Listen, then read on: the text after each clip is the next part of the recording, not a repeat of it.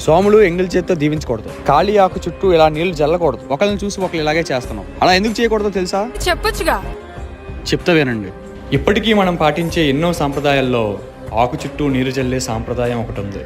దాన్నే చిత్రాహుతి అంటారు. ఇప్పుడు మనం ఫ్యాక్ట్ మాట్లాడుకునే ముందు మనం పాటించే పద్ధతి వెనక ఉండే నమ్మకాల గురించి మాట్లాడుకుందాం. మొదటిది, మన చుట్టూ ఎన్నో ప్రేతాత్మలు ఉంటాయని, అవి ఫుడ్ కి అట్రాక్ట్ అవుతాయని, మనం అలా వాటర్ తో లైన్ గీయడం వల్ల అవి లోపలికి ఎంటర్ అవ్వలేవని కొంతమంది నమ్ముతారు. మరి కొంతమంది మనం తినే ముందు దేవుడికి సమర్పిస్తున్నట్టు కొంతమంది భావిస్తారు. ఇంకొంతమంది మనకు ఆ భోజనం ప్రసాదించినందుకు ఆ దేవుడికి కృతజ్ఞతలు తెలుపుతారు. బట్ యాక్చువల్ ఫ్యాక్ట్ ఏంటంటే అప్పట్లో అందరూ అడవుల్లో పల్లెటూరులో కిందన కూర్చొని తినేవారు. సో ఆ ఫుడ్ స్మెల్ కి చీమలు పురుగులు అట్రాక్ట్ అయ్యేవి. అండ్ ఆల్సో కిందన కూర్చొని తింటుంటే వడ్డించేటప్పుడు దుమ్ము ధూళి ఆకు మీద పడే ఛాన్సెస్ ఉన్నాయి. అందుకే చిత్రాహుతి అనే పద్ధతితో ఆకు చుట్టూ నీరు జల్లేవారు. దానివల్ల దుమ్ము ధూళి చీమ పురుగులు లోపలికి రావు. అందుకే ఇంకా ఆకు ఖాళీ అయిపోయిన తర్వాత ఆకులోనే చేయి తడిపేసుకోవడం. అది పద్ధతి. స్వామి శరణం.